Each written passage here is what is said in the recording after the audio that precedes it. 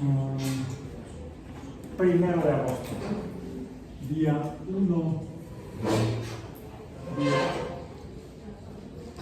agosto de 2024 en Biomatemáticas 1. Bien.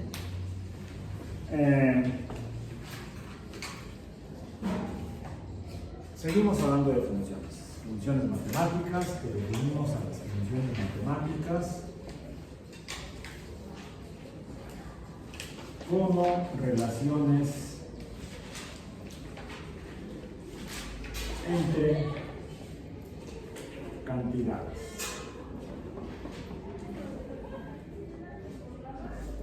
Ay, vamos a desplazar. Y hasta ahorita hemos visto por la forma en la que se ven, en que se escriben, cuando nos presentamos de forma alfanumérica, tocamos en la misma banda.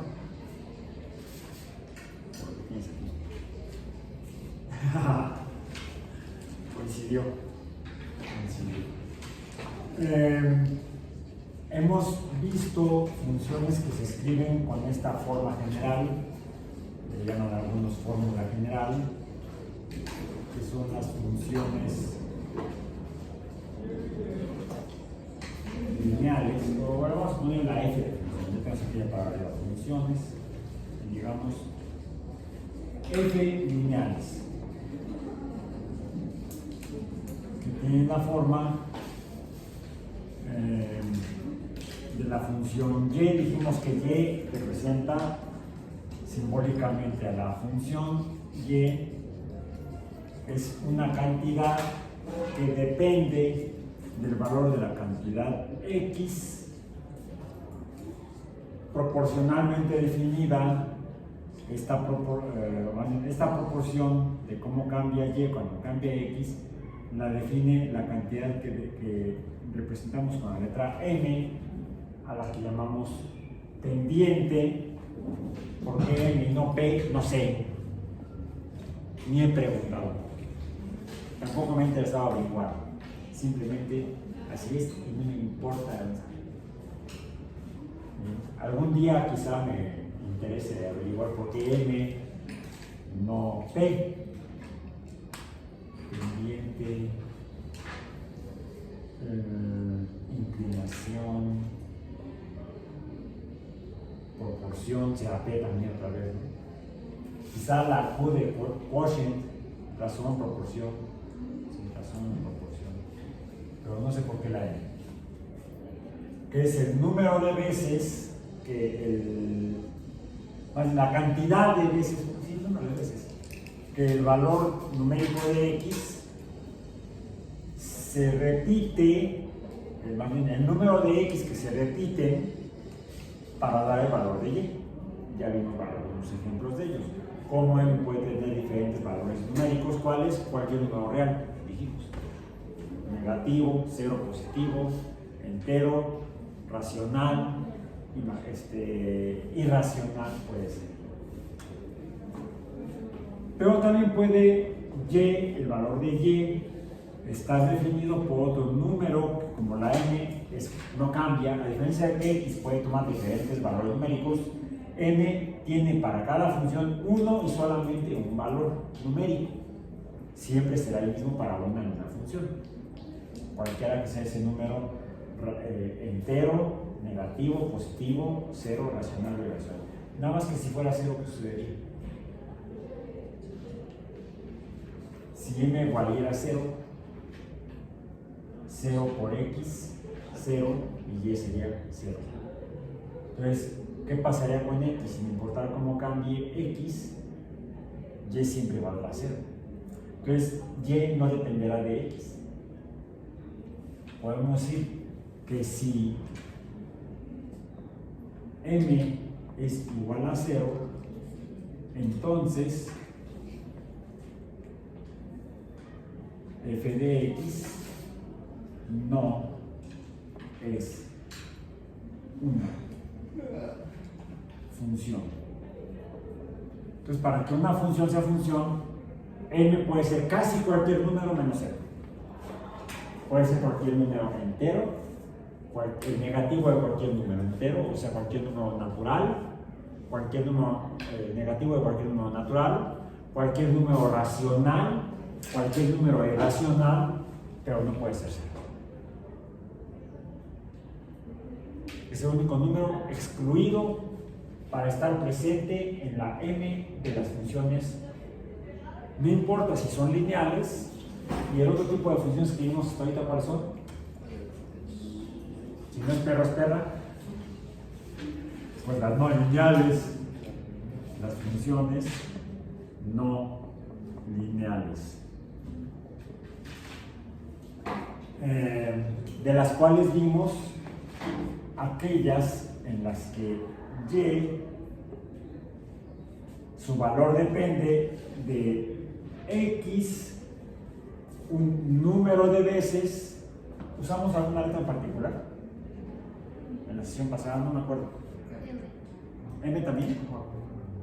Cambiémosle, vamos a ponerle vimos que en las funciones lineales esta sería la versión. Ay, me faltó poner aquí la otra letra. Esa sería la representación que dijimos alfanumérica, que por cierto aquí nos faltaba otro término que puede ser, bueno, lo representamos normalmente con la letra B, pero incluso al finalizar la sesión dijimos que m puede ser positivo o negativo. Dijimos que ahorita que puede ser cualquier número entero, incluso los negativos de los números enteros. Puede ser cualquier número racional, positivo o negativo. Y cualquier número irracional, positivo o negativo. Puede ser un número irracional, como mencionamos, es pi, y puede ser negativo de pi. Menos 3, 14, 15, 16, 94, etcétera, etcétera. 16, no, 15. 3.14, 15, 92, 64. Negativo podría ser. E igual a este valor que dijimos, ¿cómo le llamamos para las funciones lineales? La ordenada de origen puede ser también un número, cualquier número, y aquí sí puede ser 0. ¿Sí? Pero también puede ser cualquier número negativo. Aquí sí, B puede ser cualquier número en el universo. Números naturales, números naturales, los naturales de los negativos de los números naturales, 0. Si es 0, entonces la función se reduce a y igual a mx, más mx o menos mx. Entonces aquí sí, B, vamos a decir, donde B puede ser 0. Para que estemos seguros que es 0, vamos a hacer así. Ahí está, 0. Una diagonal. La diagonal es sobre el círculo, es 0.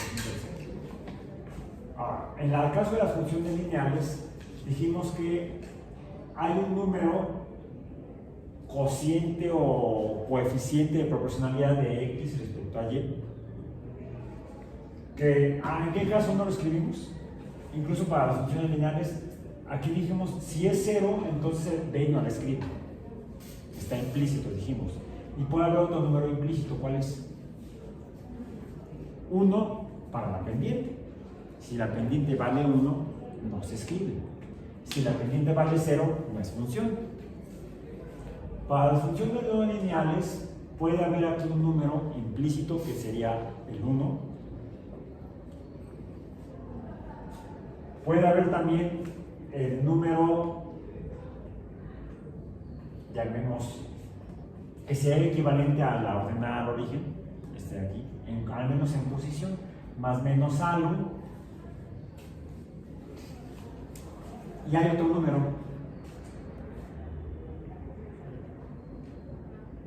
¿Cuál? La potencia en general. La potencia vamos a representarla, que es un supraíndice, vamos a representarla con la letra A minúscula. ¿Sí? A minúscula es la potencia, y el coeficiente nada más para incluirlo, este coeficiente de proporcionalidad que teníamos pendiente, vamos a cambiarlo por la letra A. A. ¿Sí? Para que tengamos aquí A mayúscula, por cierto. La A minúscula la usamos para la potencia, que es el número de números X o las veces de números X, las veces que X está presente en esta función no lineal, repitiéndose a sí mismo, por lo tanto como multiplicación. Recordemos que aquí diríamos que A sería el número de X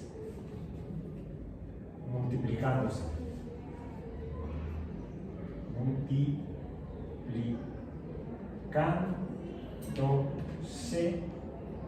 a sí misma. Mientras que para estas, las funciones lineales, decimos que M es, en lugar de la igualdad vamos a ponerle 2 puntos, porque es una definición. 2 puntos. 2 puntos es el número de X sumándose a sí mismo. La pendiente o coeficiente de proporcionalidad es el número de X que se suman a sí mismos. Si hay 2X que se suman, entonces M es igual a 2. Si hay 3X que se suman, M es igual a 3. Si hay 100X que se suman, M es igual a 100. Si hay 1.5 X que se suman, M será 1.5. Aquí, en cambio, es la A minúscula o potencia. Le llamamos potencia. Potencia A es el número de X que se multiplican a sí mismos. Aquí puede ir otro número, que sería, o otro término, es el primer término, este será el segundo término, que es la X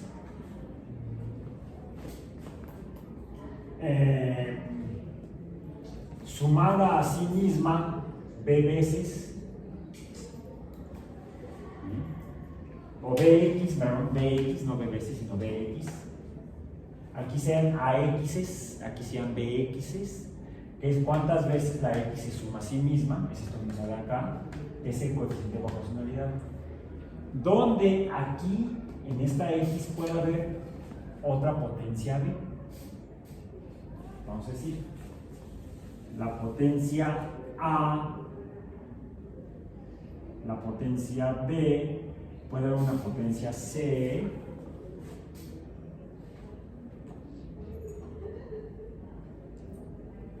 ABC, es el número de X's multiplicándose a sí mismas. A, B. A mayúscula X veces elevada a la A potencia. BX sumándose, que se multiplican BX a sí mismas, o a la potencia B. E incluso podríamos tener, aquí también hay, A puede ser positiva o negativa, A mayúscula. B mayúscula puede ser positiva o negativa, y podría haber incluso una C veces X elevándose a la potencia C. E incluso podría haber muchas otras letras mayúsculas, coeficientes, multiplicando a la X, elevándose a la potencia letra minúscula. Tantas como de su imaginación. A cada uno de estos grupos de números A, números mayúscula veces X elevada a la letra minúscula potencia, esta, positivo o negativo esto, le llamamos términos.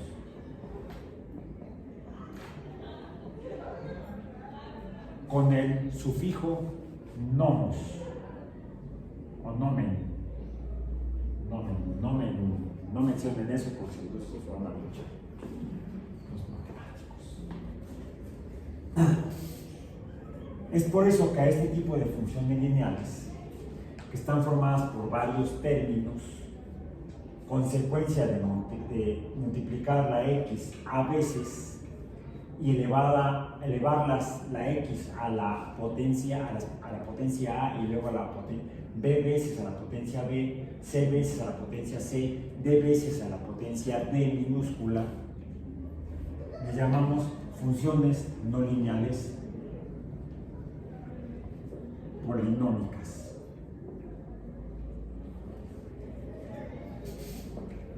Porque son muchos términos, muchos nómenes. Entonces, una función polinómica es cualquier cosa que la así. ¿Como de qué tipo? Voy a escribir aquí una que se me ocurra ahorita. Puede o no existir en la realidad. Y igual a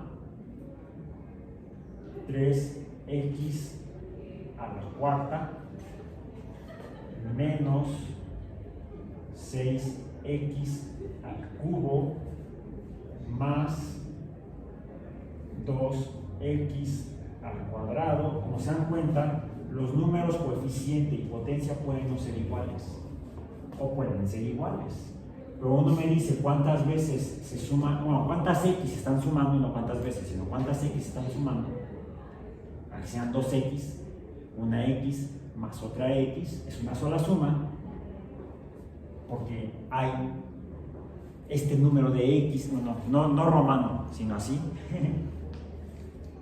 que se suman.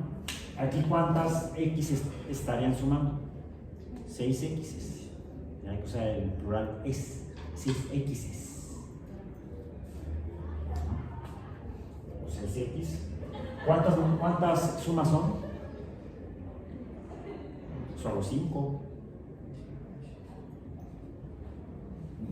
Me pusiste cara de no, ¿cómo dijo el profe? Pongámoslo a prueba. Una x más otra x más otra x. ¿Cuántas x son? Ahí van 3, 4, 5,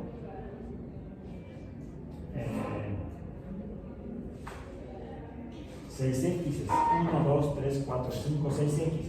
¿Cuántas sumas son? 5. Son 5. ¿Cuántos signos de más hay ahí? 5. Las operaciones son una menos que el número de términos sumados. Esto en cuanto a lo que llamamos el coeficiente. En la función lineal, la pendiente. En la función polinómica, la letra A. En este caso, la letra B. ¿Sí? B sería igual a 6. Aquí A sería igual a 3. A mayúscula. A minúscula es igual a 4. B mayúscula A.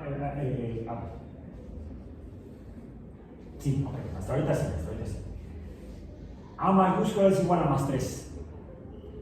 A minúscula es igual a más 4. B mayúscula es igual a menos 6. B minúscula es igual a más 3. C mayúscula es igual a más 2. C minúscula es igual a más 2. ¿Podría haber aquí otro término? Sí.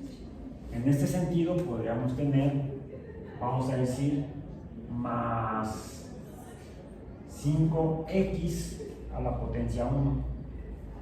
¿Se dan cuenta cómo van las potencias? De la mayor a la menor. Cuando se escriben funciones polinómicas, funciones no lineales polinómicas, debe haber más de 2 términos, aunque ya 2 términos serían una función binomial, así le llamaríamos. Esta sería una trinomial, esta sería hasta aquí una tetranomial de 4, tetra. ¿Cómo se llama el cuerpo geométrico de 4 caras? Tetraedro. Tetraedro. Como la estructura del carbono hibridizado sp3 de su química orgánica. ¿Sí? Podemos poner al carbono en el centro de una pirámide de 4 caras, donde en el vértice de cada unión de caras hay un hidrógeno, porque el carbono puede puede unirse hasta con 4 átomos de elementos químicos que pueden ser iguales o diferentes. El carbono unido a 4 hidrógenos se llama metano. El carbono unido a 4 cloros se llama tetracloruro de carbono.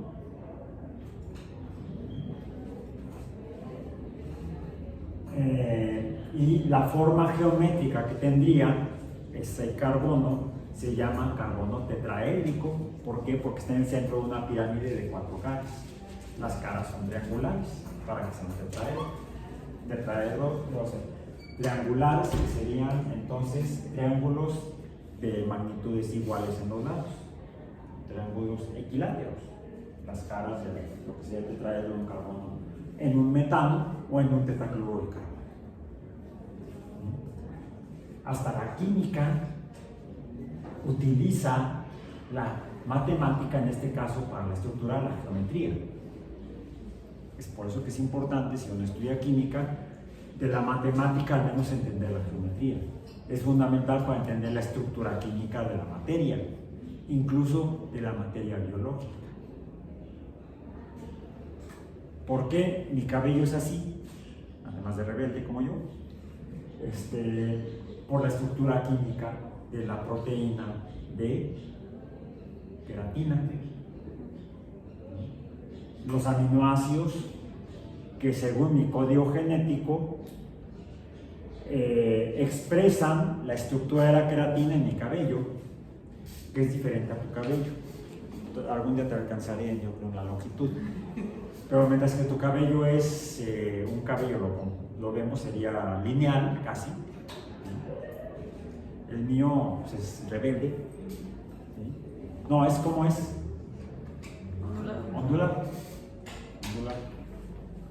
Cuando lo tengo corto, me peino y dicen, ¡ay! Tiene cabello lacio. No. Cuando crece más, se empieza a curvear. ¿Por qué? Por la estructura de los aminoácidos que están de mi queratina, que están codificados en mi ADN.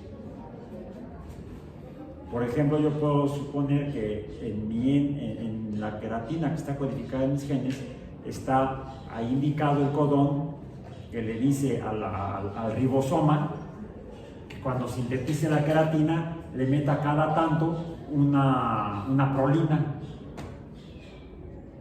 Mi cabello, si hacemos un análisis bioquímico de la composición de aminoácidos, de los aminoácidos, vamos a encontrar que tiene prolina, igual que en tu cabello.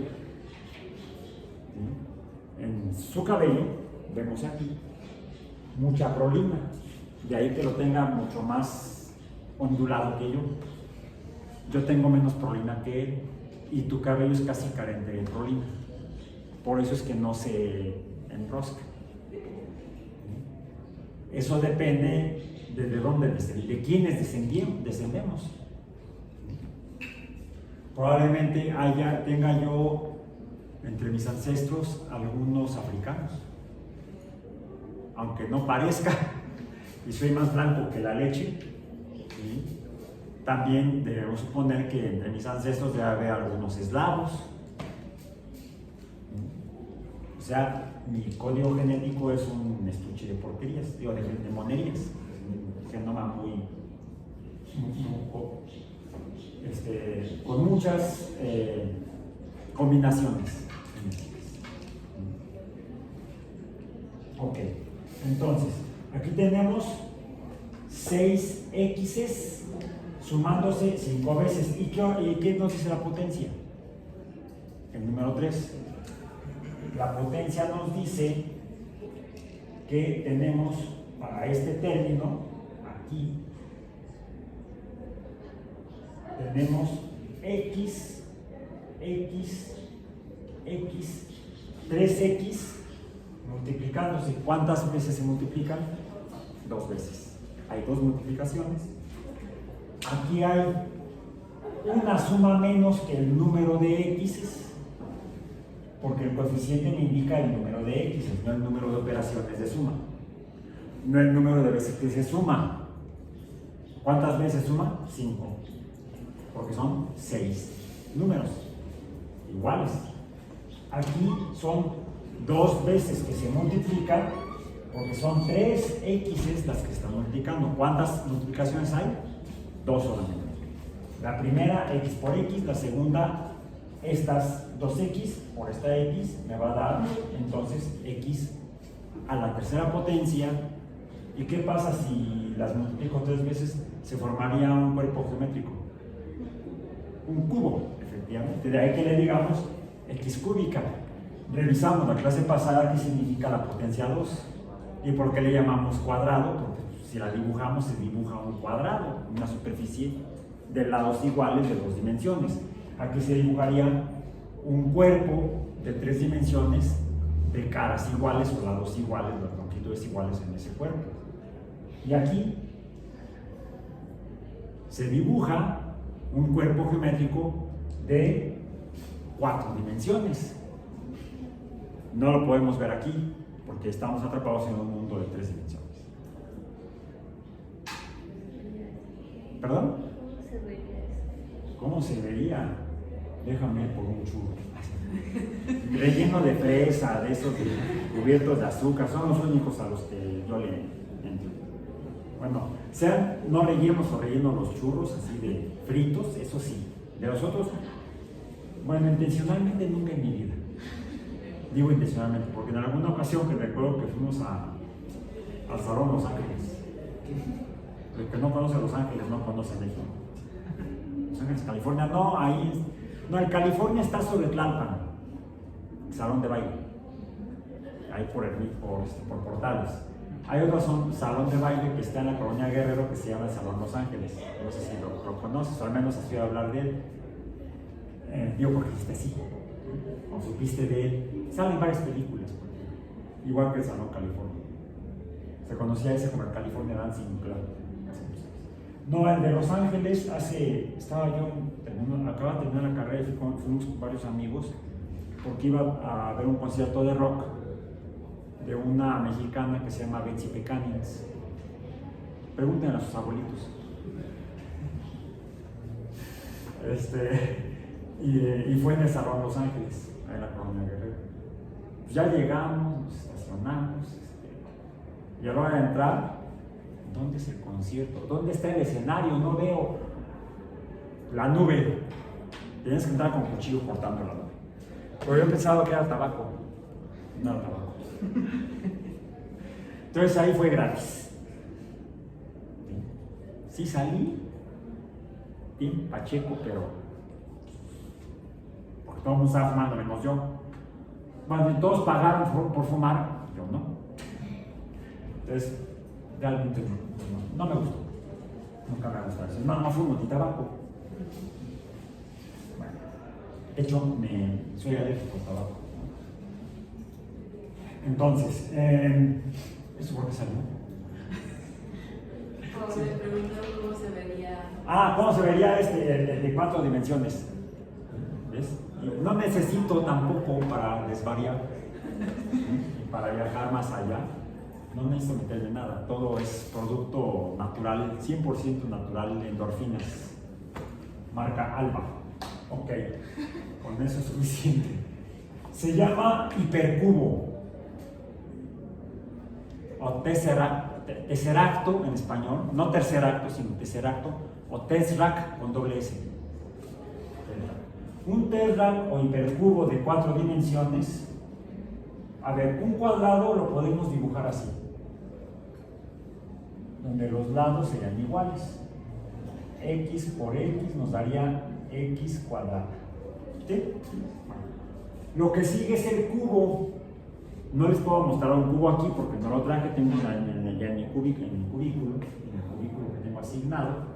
Por eso le digo mi cubículo, no porque sea mío, sino porque me lo asignaron. Ahí tengo un espacio para trabajar. es propiedad de la universidad, es propiedad del Estado, es propiedad de usted, bueno, de todos los mexicanos que pagamos. Y los que no pagan, como saben, están bien. Bueno, no les puedo mostrar un cubo de a de veras, pero puedo hacer una representación en 2 dimensiones de un cubo. ¿Cómo lo hago? Pues le pinto así como cuando dibujé el sistema cartesiano a 3 dimensiones, puedo dibujar la tercera dimensión en un ángulo distinto a 90 grados. Pero tengo que proyectar cada punto de estos 90 grados. Y ahí está un cubo. Esto sería, debido a esta x cúbica. ¿Cómo lo hice? Desplazándolo, vamos a decir, a la derecha y hacia abajo. De hecho, esto también lo puedo hacer así. La cara de atrás la proyecté hacia atrás, vamos a decir. Esta cara, esta superficie de 2 dimensiones, la proyecté hacia atrás, hacia la derecha y hacia abajo, en 3 dimensiones. Imaginarias, dibujadas.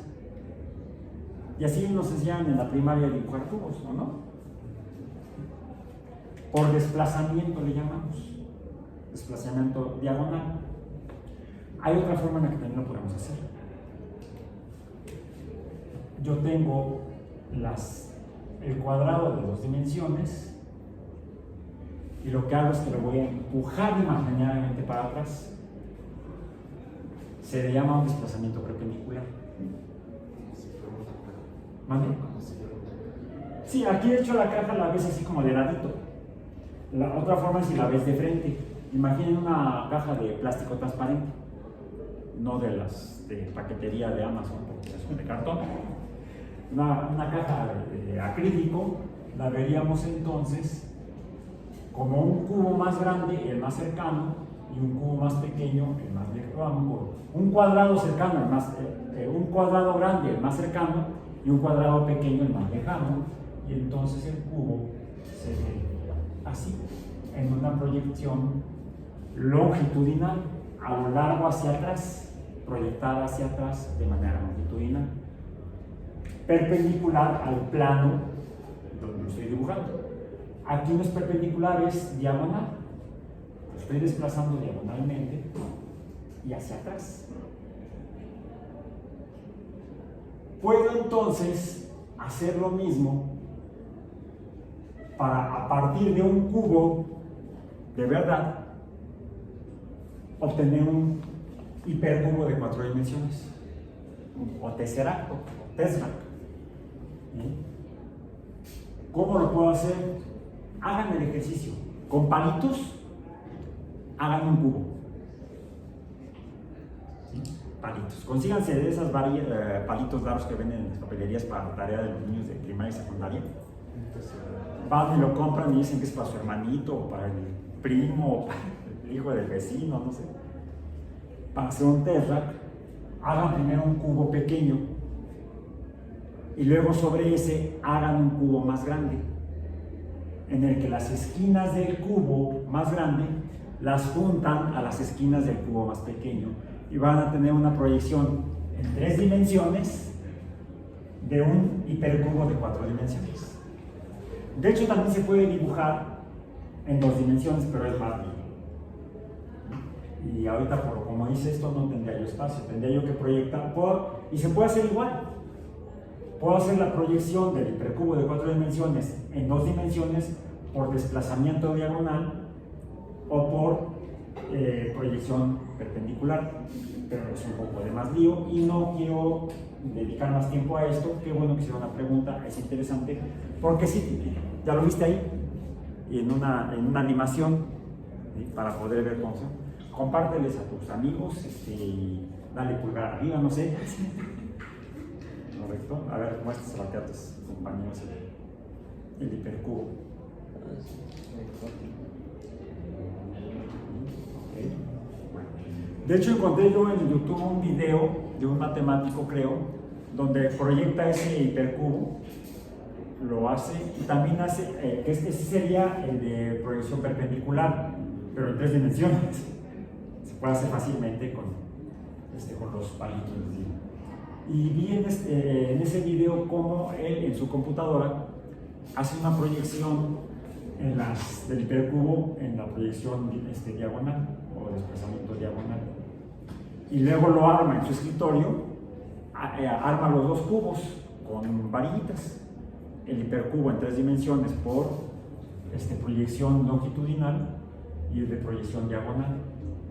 No, ya de esa manera no es tan difícil hacerlo. Lo que necesitamos para hacer la proyección diagonal, por ejemplo, aquí lo que tenemos puede hacerse con dos cartones, bueno, con 2 cuadrados de la misma dimensión. Queda medio raro porque parece que la cara de atrás es más grande que la de adelante. Ahí necesitamos revisar el concepto, como aquí, el concepto de el inverso del cuadrado, le llamamos.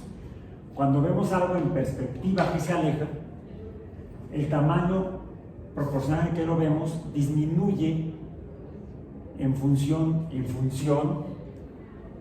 de una función inversa. De hecho, los vamos a ver. Vamos adelante. Y de potencia 2, le dice que es la función del inverso del cuadrado. O sea, una función de tipo parecida a la de potencia 2, pero donde esto está en el denominador de una función racional. Vamos a ver luego las funciones racionales. Ahorita qué bueno que surgió esto porque hemos hablado de los ángulos. ¿Sí? 90 grados, y aquí dijimos que no serán 90 grados, serán más de 90 grados. De hecho, aproximadamente lo dibujé a 120 grados. ¿Pero qué es eso? ¿Qué son los grados? ¿Qué son los ángulos? Un ángulo se define como la distancia o el espacio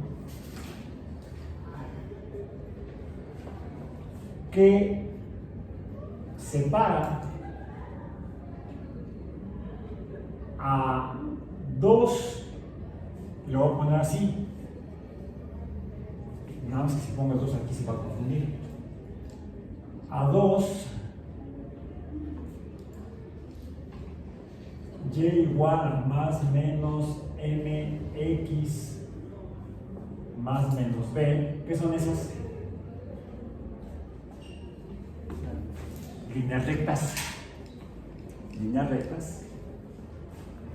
que se cruzan.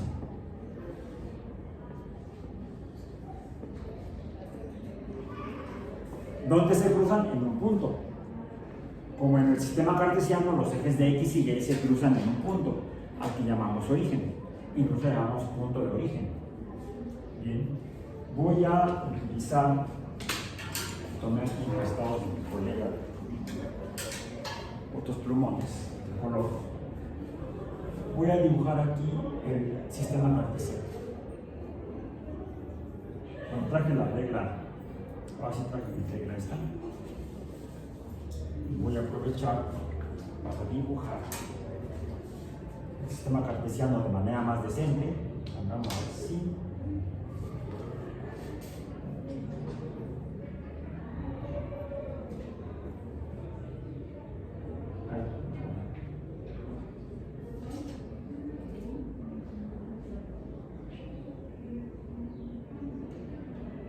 Y lo continúo hacia abajo.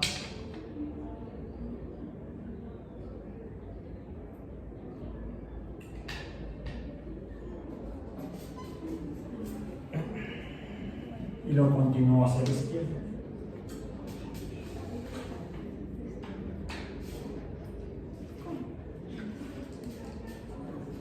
Ahí está. Esto sería un sistema de ejes cartesianos para graficar funciones, hacer las representaciones gráficas de funciones lineales, donde yo tendría que poner aquí los números positivos de la variable independiente, acá los números negativos de la variable independiente, acá los números positivos de la variable dependiente y acá los números negativos de la variable dependiente. Bueno, lo que yo puedo ver es que tengo aquí dos líneas que se cruzan, la línea de X y la línea de Y. Se cruzan en un punto. Y están separadas la línea de Y de la línea de X por esta distancia, la línea de y por la línea de menos x por esta distancia separa a menos x de menos y esta distancia a menos y más x.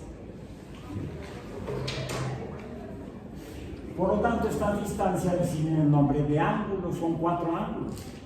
En un sistema cartesiano, de ejes cartesianos, tengo 4 ángulos. Y su distancia la puedo medir en 2 unidades diferentes. Una son los grados. Sí, los grados, lo voy a poner así. Grados. Que represento con un circulito y no es ningún caballero inglés. Que escribo como supraíndice al número de la magnitud que separa a x y y, pero por cuestiones que decidieron los asirios hace 5000 años, que no me voy a poner a averiguar, no soy arqueólogo,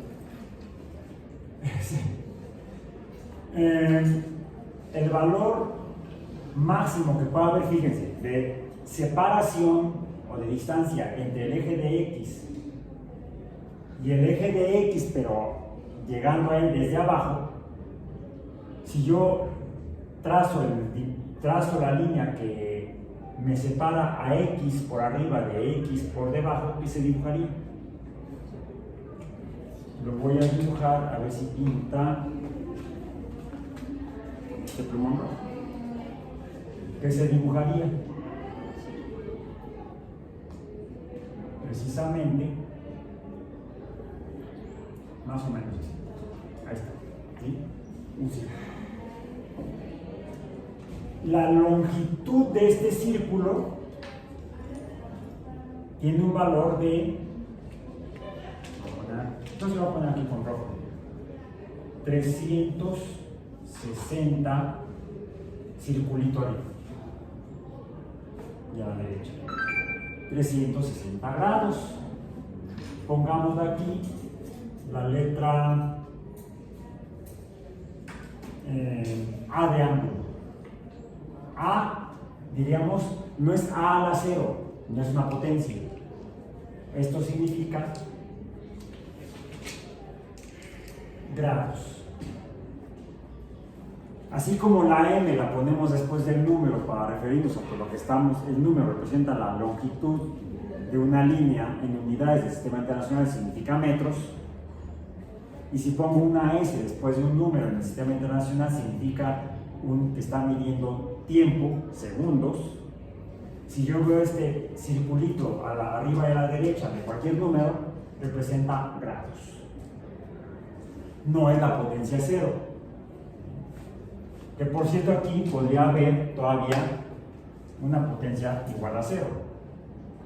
Más, no, pongamos de menos, nada más como el batuno. Menos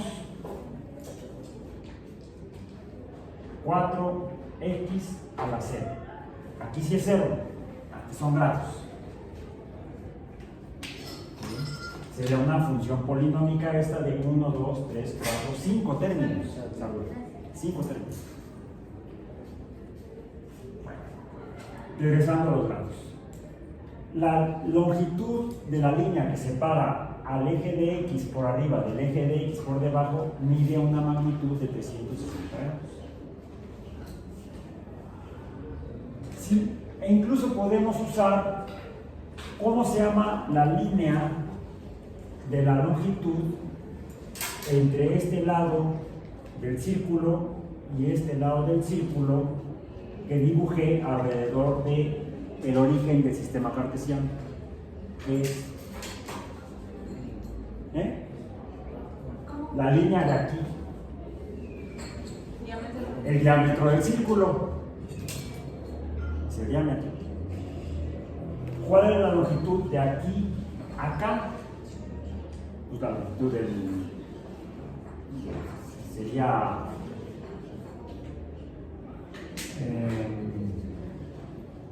llamemos de pi,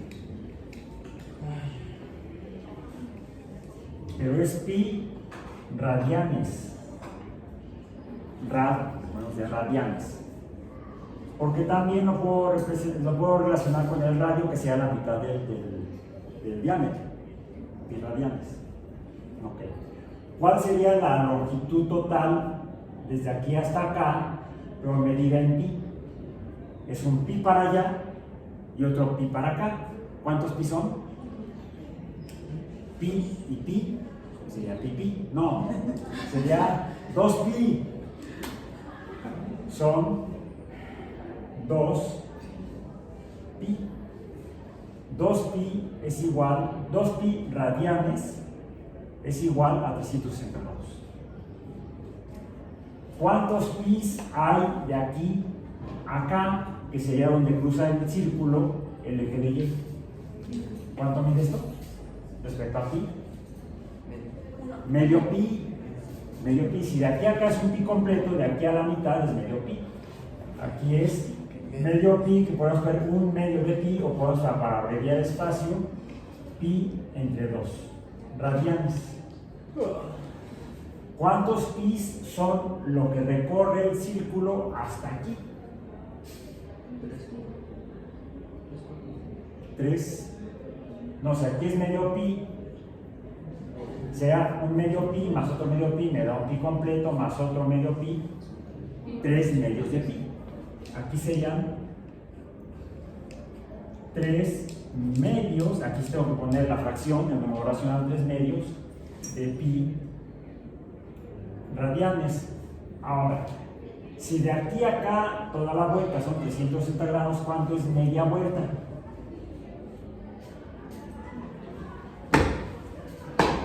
No en militar ni en la secundaria. Como decía el profe de deportes o de educación física. ¿Cuánto es de aquí a acá, que es media vuelta del círculo?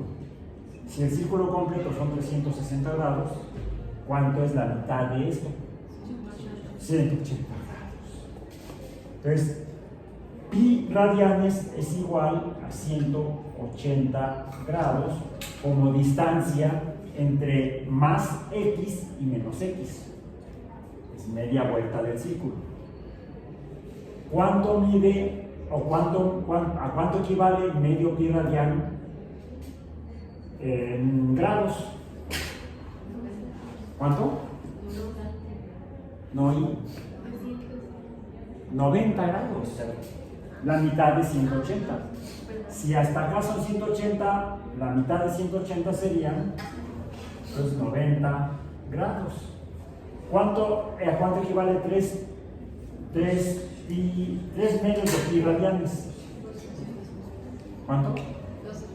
270 grados. Entonces podemos medir ángulos o separación entre dos líneas que se cruzan en grados. La mayor magnitud es de 160 grados, media magnitud sería 180, un cuarto sería 90 grados, 3/4 serían 270 grados. O por cierto, aquí el eje de X, ¿cuántas vueltas ha dado? Ninguna. ¿Cuántos grados son? 0 grados. Podemos medir entonces 0 grados. ¿Y cuántos pi radianes son? 0. 0 pi radianes. El hecho es entonces que esto pues sería posible si tuviéramos la línea verde y encima una línea roja, vamos a decir. ¿Cuál es la distancia entre ellas? 0. La distancia mide 0. 0 grados o 0 pi radianes. Es decir, podemos medir la distancia entre cualquier par de líneas que se crucen, es decir, su ángulo, ya sea en pi radianes o en grados. La escala de grados va desde 0 hasta 360, la escala de pi radianes va desde 0 pi radianes hasta 2 pi radianes. Si revisan sus calculadoras, sáquenlas para que las revisen, van a poder ver que tiene una función por ahí. Yo la tengo acá en mi celular. ahorita ya lo voy a usar. Saco la calculadora, aquí está, le hago la calculadora y todavía tenía el número de la cuenta que hice para pagar el súper. Ya la borré. Ay Dios. Está tratando de conectarse. Me choca. Bien.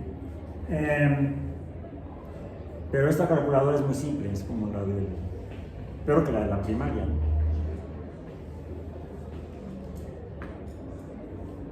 Más bien, dale vuelta, dale vuelta, dale vuelta. Ahí está. Y sale una calculadora así. Así le llaman. Por cierto, traigo una calculadora equivalente a esta. Pero sí, bueno, traigo una mochila.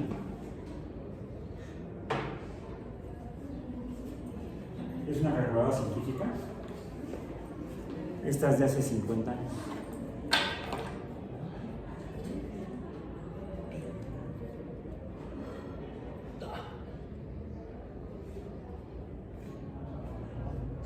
De las que usamos para ir a la luna. Fueron estas.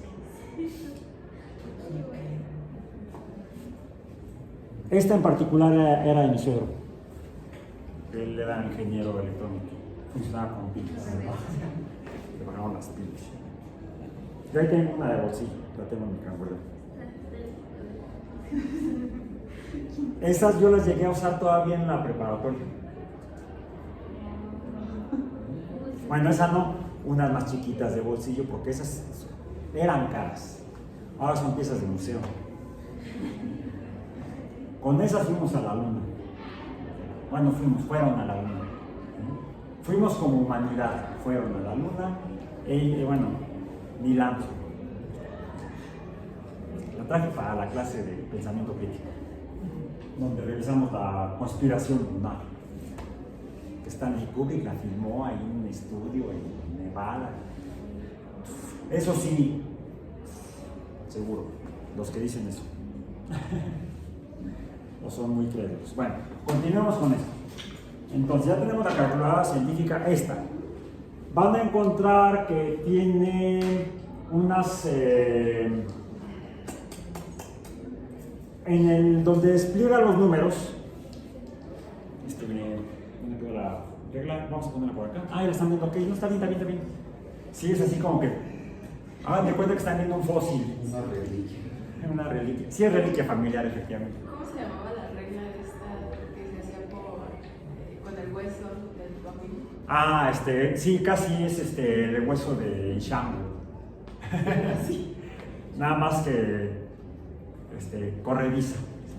Bien, más o menos.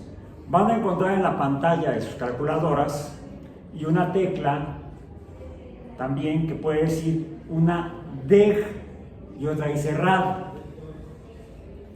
La de DEG, la de RAD se refiere a esta RAD que yo escribí aquí, radianes. La de DEG se refiere a degrees o grados.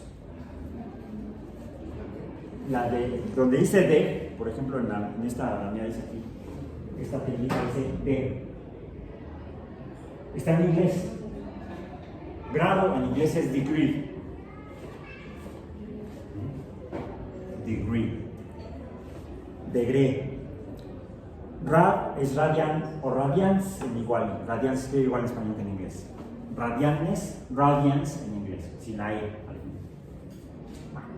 Entonces, eso deben tenerlo muy claro cuando vayamos a su calculadora y vayan a usarla para hacer operaciones de medición de ángulos u operaciones con valores de ángulos. Bien. Hasta aquí hemos hablado de ángulos y decimos que son la magnitud, por lo tanto se puede representar con números, del espacio que separa dos líneas que se cruzan. Esta, la línea X y la línea Y se cruzan en el origen, 0, 0. Ok. El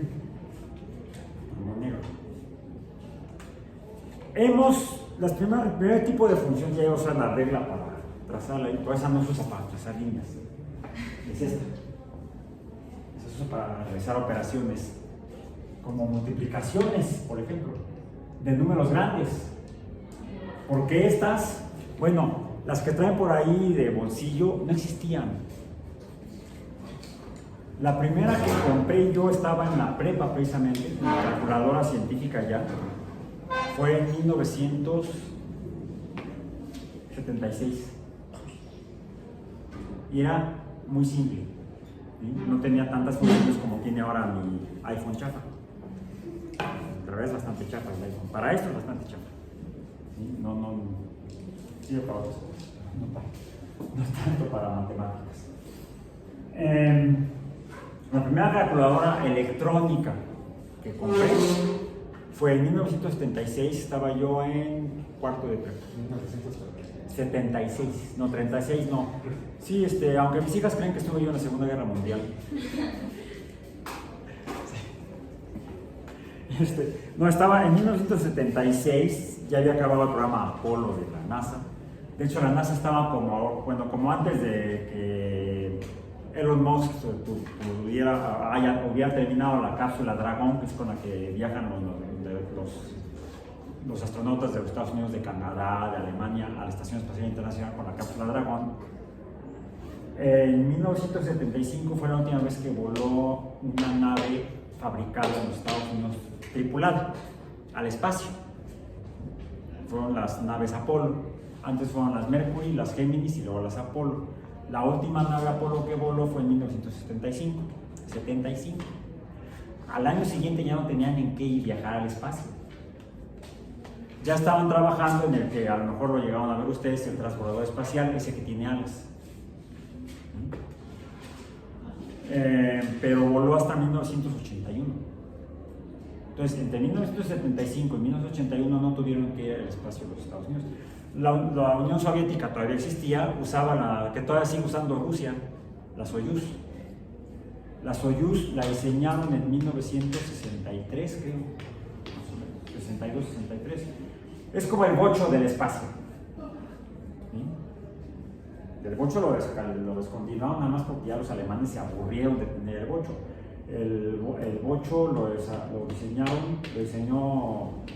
el ingeniero alemán Porsche, el mismo de los Porsche, la marca Porsche, por encargo de Hitler. Lo diseñó Porsche a principios de la década de los 30. Entonces, desde 1930 y tantos hasta 1990 y tantos, en México, ya en México, fue donde salió de la planta de Volkswagen el último bocho. Creo que debe haber sido por ahí de 94, 93 más o menos.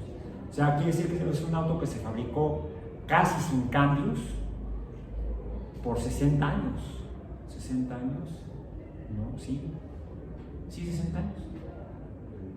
El bochito, el famoso bochito. Y después sacamos esa cosa horrible que es ¿cómo le llaman? El Beetle. Que es como un bocho mutante. Ese está feo.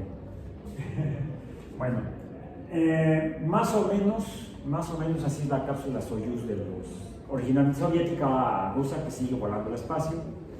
Después de 60 años, se acabó sobre el espacio. Entonces, con eso trabajaban los ingenieros soviéticos y norteamericanos.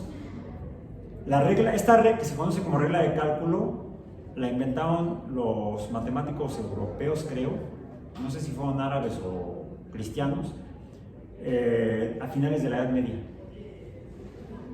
Es previa a Copérnico. En la Edad Media todavía fue cuando enseñaron la regla de cálculo. Se usó por más de 1000 años y se entró en desuso en la década del 70, precisamente, que es cuando salieron las primeras calculadoras electrónicas. La primera que compré yo fue para mi primero de prepa, cuarto de bachillerato, en 1976. Ya esas dos son piezas de música. Ok. Regla para trazar, no para calcular. Voy a trazar en este sistema cartesiano una función lineal. Y igual a mx más b. La voy a hacer así. Bueno, que se vea más. Ahí se ve un poco más. Ahí está. ¿Ok? Correcto. No te la tracé desde el origen del sistema cartesiano, por conveniencia. Soy convenienciero. ¿Por qué? Cruza el círculo aquí. Vamos a decir en el punto x, y, x, y. En un valor de x igual a esto, y en un valor de y igual a esto, es el punto x, y. ¿Podríamos calcular la inclinación o pendiente de esa línea recta? Sí, si supiéramos cuánto vale x, cuánto vale y, al menos podemos expresarlo con letras. La pendiente está m, ¿cómo dijimos que se calcula? No, y2 menos y1 entre x2 menos x1. Conozco, entre comillas, el punto y2, x2, porque es el punto xy. Vamos a dejarlo así hasta nada más. M0 es igual a y entre x, a las que le estoy restando, ¿cuál y? ¿Cuánto vale y aquí? ¿Cuál sería x1? Y1, 0. ¿Cuánto vale y? 0. ¿Cuánto vale x? 0.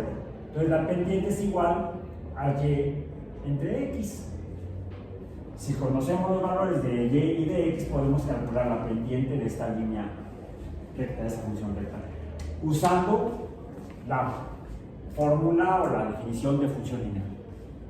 Okay. Podríamos usar, aquí lo que tenemos es la línea negra que está cruzando la línea de x, vamos a decir, son dos líneas que están cruzando. ¿Sí? X, ¿cuál es la pregunta? Es que, ¿cómo A ver, va de nuevo. Tracé una función lineal, una línea recta, en el sistema cartesiano de XY. Y la hice pasar esa línea recta a partir del origen, 0, 0. 0 en X, 0 en Y. ¿Ok? Este es el punto 0, 0. Y resulta que la línea negra cruza el círculo rojo en un valor de X. Tendría yo que tener aquí la escala de X para saber cuál es el punto X, y la escala de Y para saber cuál es el valor numérico de Y. Como ahorita no me importa, le puedo llamar el punto XY, cualquiera que este sea. Entonces, ahora, yo puedo conocer la inclinación o pendiente de la línea negra, la pendiente M. Vamos a decir que sí, entre comillas, porque conozco la definición que la pendiente es la diferencia entre dos puntos en la línea recta. El punto x1, y1 y el punto x2, y2. Mediante el cociente de la diferencia de y2 menos y1, y2 menos y1, entre x2 menos x1, x2 menos x1. Y así es como yo puedo conocer el valor numérico de m, cualquiera que sea para esa línea recta en ese sistema de escala, cualquiera que esté. Es una generalización, vamos a decir. ¿Cuánto vale la pendiente de esa recta? Pues conozco el valor de x2 y de y2, sí, x y y, este punto. Entonces sería, conozco el punto x1, y1, sí, es el origen, 0, 0. Ya está viendo otra vez. Y dejé paraguas en el cubículo. Ok. Los traía en la mochila y los saqué. No, me lo dejo. Entonces, ¿cuál es el valor de la pendiente de esa línea negra en este sistema cartesiano verde? Pues sería y2, y menos y1, 0, entre x2, x menos x1, 0. En otras palabras, m es igual a y menos 0 entre x menos 0, por lo tanto, es igual a x entre y. Cualquiera que sea el valor numérico verdadero de este cociente. ¿Habrá alguna otra manera de conocer la inclinación de esa línea recta en este sistema cartesiano en particular? Donde lo que tengo es una línea recta que se cruza en un punto de otra línea recta que es el eje de X. Sí, ya te acordaste de la matemática que viste allá hace como 3 años. en la prepa, en el bachillerato, o En la otra carrera. en la otra carrera. ¿Qué estabas estudiando? Ingeniería electrónica. Ingeniería electrónica. Sí. Nada más que se te bajaron las pilas, yo creo, y por eso entraste aquí. No, ya no puedo con ecuaciones diferenciales ordinarias. No, ya no. No, es por ordinarias. Bueno, ¿en qué carrera estás ahorita? Producción animal. Producción animal. Pues a lo mejor sale más rentable criar conejos y andar resolviendo ecuaciones diferenciales. Nada más necesitas conocer la tasa de crecimiento y la tasa de reproducción. Sí, no. ¿Vale? Bueno, sí, depende de cómo vas a tener tu producción, pues necesitarías conocer la velocidad de crecimiento de la población. ¿Qué te conviene más? Criar cuyos, conejos, no sé. Por ejemplo, si es negocio vender animales para experimentación científica, todo dentro de las reglas de la ley, porque ahí la ley que se escribió actualmente establece por principios éticos cómo se deben usar animales para experimentación y se tiene que justificar la necesidad imperiosa e indispensable del uso de modelos animales o para consumo humano, por ejemplo, o consumo de otros animales. Más de animales que humanos. Sí, también o pueden ser, vamos a criar aves, pueden ser guajolotes, pavos, guajolotes, estamos en México. Ay, ¿cuál es la cena de Navidad? Guajolote, ay, ¿quién me lo pagó? Y lo mismo, en español mexicano es guajolote. O pueden ser diferentes tipos de ganado vacuno, ya sea para producción láctea, o producción de pieles, o producción de carnes.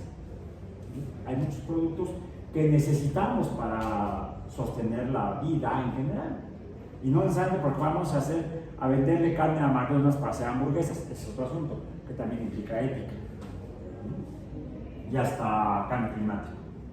Bueno, entonces, ojo, no soy vegano y no promuevo el veganismo. Soy biólogo y soy consciente que los humanos somos omnívoros. No tenemos vaca sistema digestivo de vaca, ni de gorila. Es que no tenemos colmillos. ¿Has visto el maxilar de los gorilas? De los chimpancés. Bueno, los chimpancés son carnívoros. Es más, son caníbales. Los chimpancés comen chimpancé.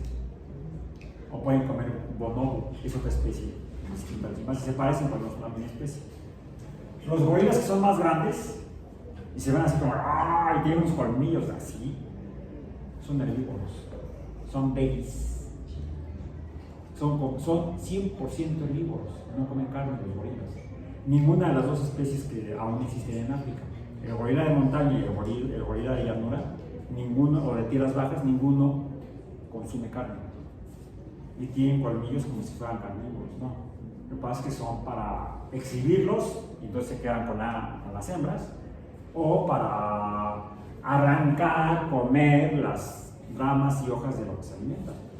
¿Sí? No todos los herbívoros tienen dientes de vaca o de caballo o de conejo. ¿Sí? Okay. Entonces es fruto de la ignorancia de la biología que nos dicen, no, es que no somos carnívoros porque no tenemos colmillos así como de tigre, no. Somos omnívoros, comemos de todo. Bueno, o casi de todo. Yo no como juniles, no me gusta. Entonces, para terminar con esto, continuar con esto. Mencionaste las funciones trigonométricas. ¿Qué caramba son esas? Funciones que dice que deben ser relaciones entre cantidades. ¿Qué cantidades? Ángulos. Ángulos. A ver, hay un espacio que separa a la línea negra del eje de X. Y entonces podemos trazar aquí, y lo voy a hacer con el rojo. Está el diluvio. El ángulo. ¿Cuánto mide? Buscamos relaciones entre cantidades relacionadas con la magnitud de este espacio. Y hay en general 3 relaciones y algunas consecuencias de estas tres relaciones básicas. ¿Cuánto mide este ángulo? ¿Qué tan grande o pequeña es la separación de M con el eje de X? Pues depende de la inclinación de la pendiente M. Puede ser pequeña o puede ser grande. ¿Bien? Nos podemos esperar para no mojarnos. Aprovechamos que no podemos salir para continuar con la clase. Revisando usted. Entonces, ¿de qué depende? Los ángulos los vamos a representar con letras griegas. Vamos a llamarle aquí la magnitud de este ángulo, así como la cantidad dependiente o función, le llamamos Y, letra latina, y X a la variable independiente, letra latina. Aquí usamos letras griegas. Por cierto, no empezamos con la alfa, aunque podríamos usarla. Empezamos, no sé por qué, como tampoco sé de dónde la X, con la letra teta, teta minúscula. La voy a poner aquí abajo para que sea mejor. Y la teta minúscula porque la teta mayúscula es así. Mientras que la teta minúscula es así. También los griegos tenían letras mayúsculas y minúsculas para representar las letras de su lenguaje. El sonido A se representaba con la letra alfa mayúscula y con la letra alfa minúscula.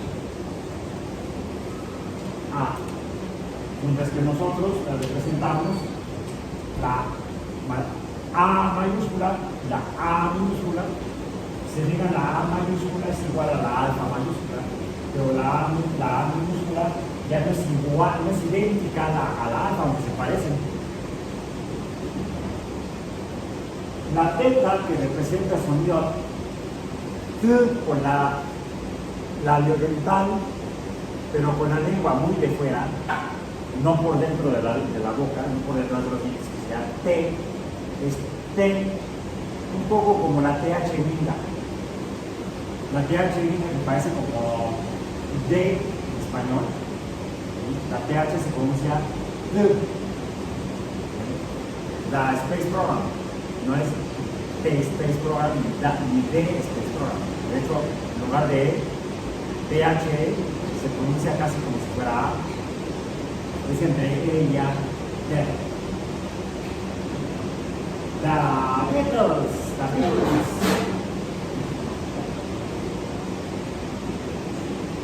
Entonces, los ángulos los representamos con letras griegas minúsculas. El ángulo típico con la letra teta minúscula, aunque a veces podemos usar alfa, beta, gamma, delta, eta, teta, las demás. Pues la magnitud o ángulo que separa a la línea negra de la X sería la magnitud de teta. Y la magnitud de teta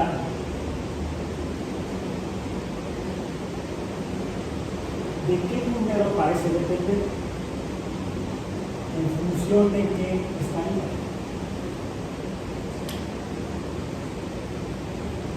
A ver, se separa. ¿Quién es esta magnitud?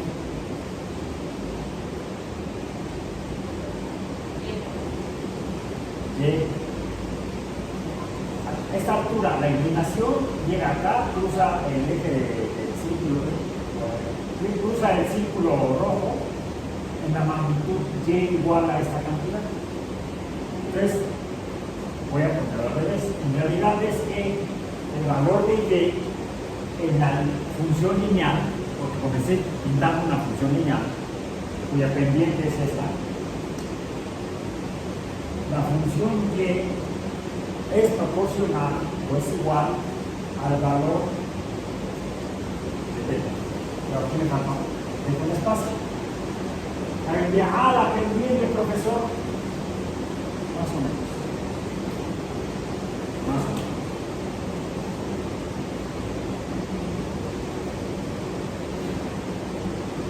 También podría decir,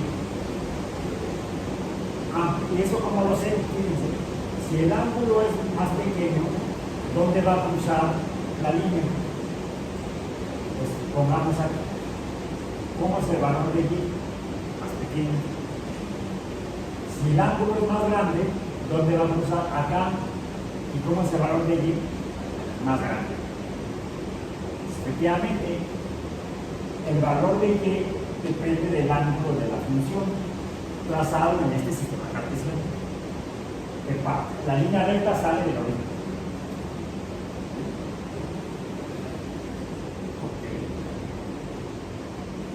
Y hay otro número que también cambia dependiendo del ángulo y es el valor de X. Entre líneas rectas diferentes, por lo tanto, funciones diferentes. Si la línea recta está muy inclinada, ya sabemos que Y va a ser más grande, pero ¿qué pasa con X? Se hace pequeño. Para una función cuya pendiente sea más grande, Y va a ser más grande y X va a ser más pequeño. Si en cambio la pendiente es más pequeña, pues Y va a ser más pequeña, pero X va a estar más a la derecha, va a ser más grande.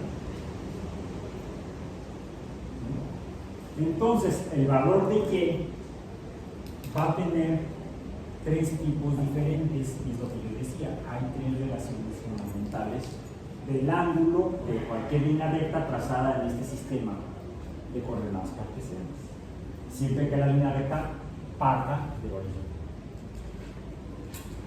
Todas van a depender del ángulo de la línea recta en la gráfica, todas dependen de θ. El ángulo más grande, el ángulo más pequeño, el ángulo intermedio. La primera relación tiene que ver con la proporción de Y entre X, como se dan cuenta, esto es la proporción de la magnitud de Y y la magnitud de X es proporcional a la pendiente. Y entonces la última relación va a ser igual a, de hecho, Y entre X. Y a esta le llamo tangente.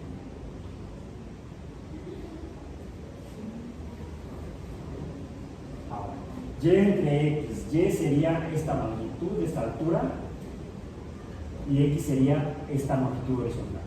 Y y X. Ahora, ¿qué se forma exactamente donde está el ángulo que me interesa conocer? ¿Qué figura geométrica veo yo ahí? Un triángulo. Es por eso que se llama función trigonométrica, porque todo triángulo tiene 1, 2 y 3 lados, y por lo tanto se juntan estas tres líneas, tres lados o tres líneas que se cruzan, por lo tanto hay tres ángulos: el ángulo θ, este ángulo de acá arriba, y este ángulo que ¿cuánto mide? 90 grados. 90 grados es equivalente a un cuarto de vuelta o medio pi radian. 90 grados. Que es lo mismo que mide. ¿Por qué? Porque es paralelo al eje de X. Cualquier línea paralela al eje de X, y por lo tanto de Y, paralela al eje de Y, cualquier línea paralela al eje de Y por lo tanto perpendicular al eje de X, tiene una magnitud de 90 grados o medio pi radianes. Como son 90 grados, ¿qué sucede si yo junto este triángulo con el triángulo que está del otro lado? ¿Qué figura se formó? Ahora, un cuadrado, un rectángulo, o un cuadrado pero de dos lados diferentes, de dos pares de lados diferentes. Un cuadrado se forma cuando tengo cuatro líneas que se cruzan a distancias iguales. Si dos de ellas paralelas son diferentes a las otras dos paralelas, entonces ya no tengo un cuadrado, tengo otra cosa. Ahora, ¿cuántos ángulos hay en un cuadrado? En el cuadrado, no en el cubo, en el cuadrado. 1, 2, 3, 4.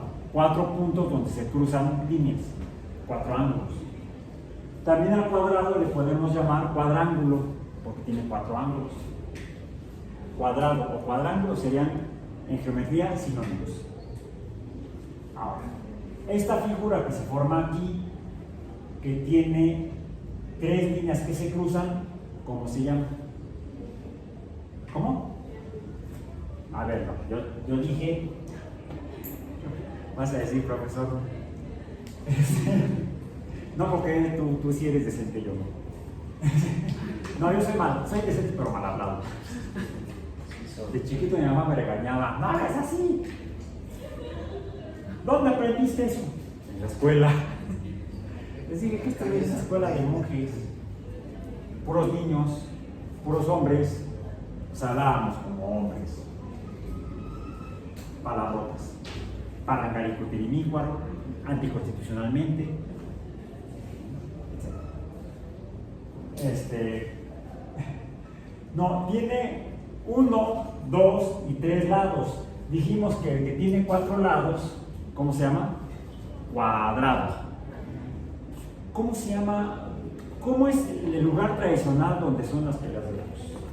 El tradicional, no el que está ahora de moda, que a mí no me gusta. ¿Cómo? El cuadrilátero, ahí en la Arena México, en la Arena, ¿qué se llama? El cuadrilátero. ¿Por qué cuadrilátero? Porque tiene 4 lados iguales. Yo nunca escuché a ningún cronista o narrador de box ni de lucha clásica que diga, y ahora suben al cuadrado. No. Nunca, tampoco he dicho, no, y sobre la lona del cuadrángulo. No, tampoco. Le dicen cuadrilátero porque tiene 4 lados. ¿Qué nombre le ponemos? Matarile hilero. Le ponemos trilátero, matarile hilero. Si nos referimos a los lados, tendríamos que llamarle trilátero, porque tiene 3 lados. Pero eso no se los enseña en la primaria, ni en la secundaria, ni en la universidad, salvo el profesor Raúl Alba, que no es matemático. Es alguien criticón que busca el origen de las cosas cuando me interesa. ¿Sí? Les digo, no me interesa saber el origen de la N ni de la teta, ¿por qué? Pero sí, un día reflexionando sobre esto, me dije, bueno, ¿por qué cuadrado y triángulo? A ver, triángulo se refiere al ángulo, y aquí tenemos que llamarle cuadrángulo, no cuadrado. Y como de chiquito me gustaba el box y la lucha, ahora ya no. Bueno, tengo ahí un conflicto ético respecto a esos deportes. No me gusta que la gente se lastime. Y, o sea, porque me acuerdo cuando practicaba boxeo con mis hermanos, yo era el menor de 3. Ya se imaginan por qué. Tengo recuerdos. Aunque los he trabajado con mi terapeuta, todavía duele, todavía recuerdo el dolor de los golpes. Aunque nunca me dieron en la nariz y por eso no lo tengo tan chueco. Siempre terminaba yo noqueado ahí tirado debajo de la cama. O sea, era el más pequeño y pum, pum, pum. Hacíamos nuestras peleas ahí de box y también practicábamos la lucha, teníamos nuestras máscaras. Hasta que un día saqué a mi hermano que sigue para arriba, lo saqué del cuadrilátero. Era el corral de mi hermana, que era más pequeña que nosotros. La sacábamos a la bebé y nos metíamos al corral a jugar a las luchas ahí. Y un día la tenía yo contra las cuerdas que le empujo un ching que se da de cabeza contra el piso. Me pegaba un susto. En fin. Entonces, por ese trauma, es que me he cuestionado todo esto del cuadrilátero, el triángulo, el cuadrángulo, el trilátero. A ver, si me refiero a los ángulos, este tenía que llamarse cuadrángulo, como este se llama triángulo. Si a este le dicen cuadrilátero, pues tendríamos que decirle trilátero, y al de 5 lados, pentalátero. O pentágono, cualquiera de los nombres son sinónimos geométricamente. Solo que uno me refiero a la magnitud de los lados y el otro me refiero a la magnitud de los ángulos. ¿Sí? Bueno, ok.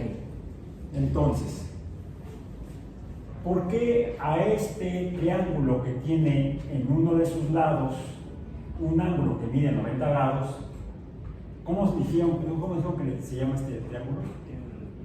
¿Triángulo qué? Rectángulo. ¿Por qué rectángulo? Porque está dentro de un rectángulo que es el que tiene ángulos rectos.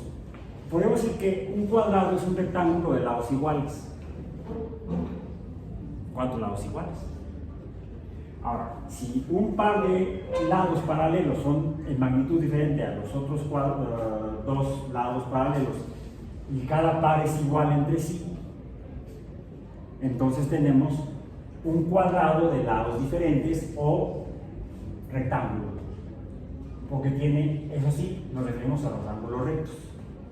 Si yo divido entre vértices a la mitad un rectángulo, lo que tengo son dos triángulos o dos triláteros iguales complementarios, iguales en magnitud de los ángulos y de la magnitud de los lados paralelos.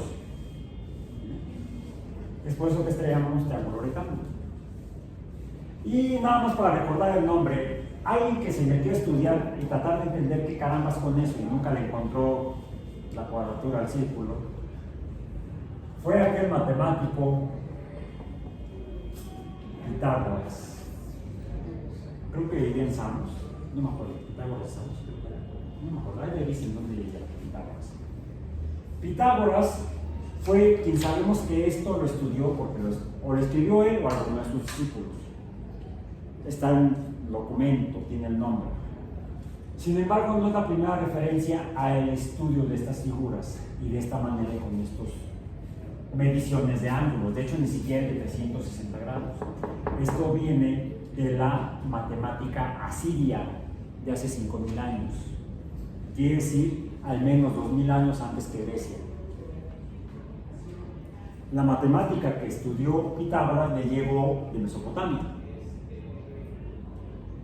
Hay toda una tradición de estudio matemático que viene de las primeras ciudades-estado en Mesopotamia, que se fue transmitiendo de matemático a matemático y recorriendo geográficamente hacia el Mediterráneo, hasta que llegó a la cultura helénica, donde matemáticos como Pitágoras estudiaban esto mismo y se preguntaban cuáles serían las relaciones proporcionales, por ejemplo, entre los lados de un triángulo rectángulo. Supongamos que Y es igual a 3 y X es igual a 4. Sí. ¿Cuánto mide la longitud de la línea de pendiente M del origen al punto XY? ¿Cuánto mide ese segmento?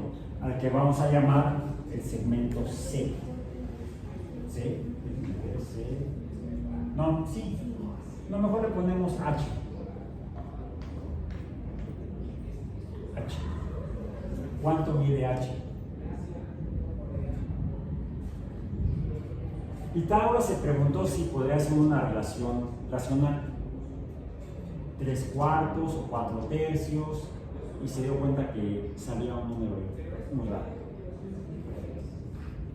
Finalmente llegó a la solución de que H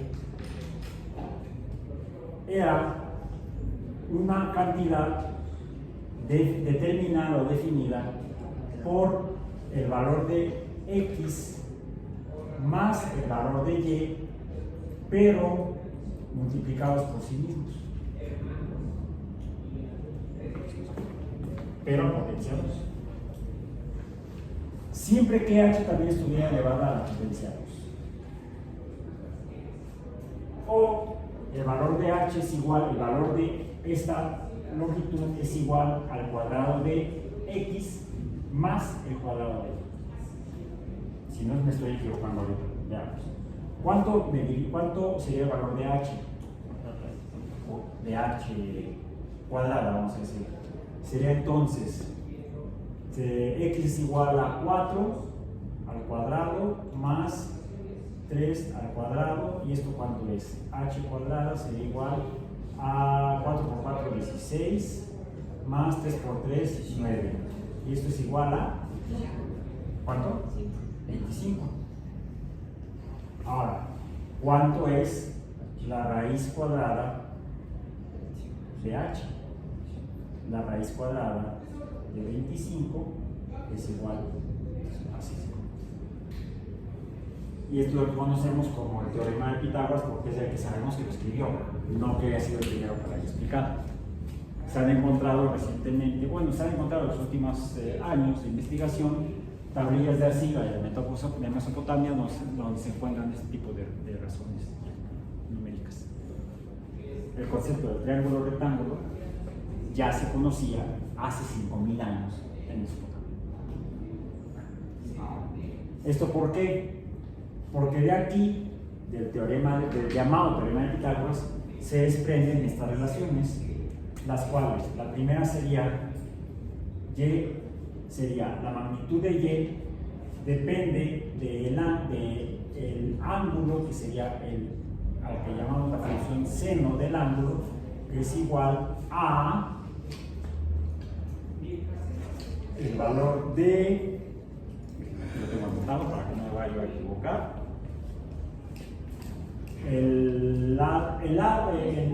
la magnitud de Y entre H, donde H es este, en el triángulo rectángulo. La función coseno es la magnitud del ángulo, que es igual a la proporción de X entre la magnitud de H.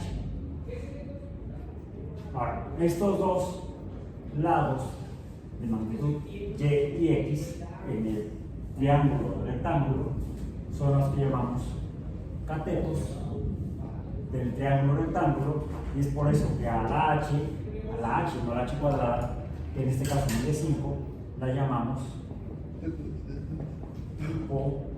hipotenusa.